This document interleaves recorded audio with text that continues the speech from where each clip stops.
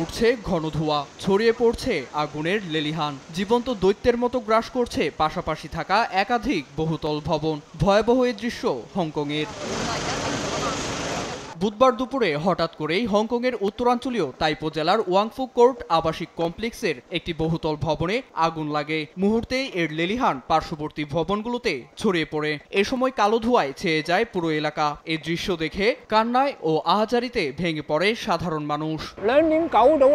দুপুরে বিস্ফোরণের শব্দ পাই, জানালা দিয়ে তাকিয়ে দেখি পঞ্চম তলায় আগুন। আমি দ্রুত জরুরি জিনিসপত্র নিয়ে নিচে নেমে যাই। 3 ঘন্টারও বেশি সময় ধরে আগুন জ্বলছে। সেখানে পুনরায় বসবাস শুরু করা আমাদের জন্য চ্যালেঞ্জের। শূন্য থেকে সবকিছু শুরু করতে হবে। চাইলেও অন্যত্র বসবাস করার সুযোগ নেই।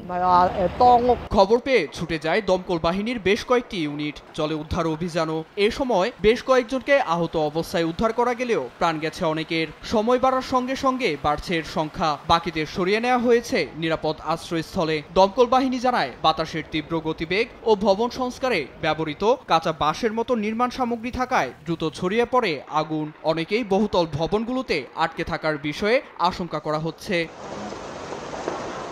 দমকল বাহিনী জানায়, গেল 17 বছরেও এমন অগ্নিকাণ্ড দেখেনি তারা। এই ঘটনায় সেখানে সাধারণের নিরাপত্তায় সর্বোচ্চ 5 মাত্রার সতর্কতা জারি করা হয়েছে।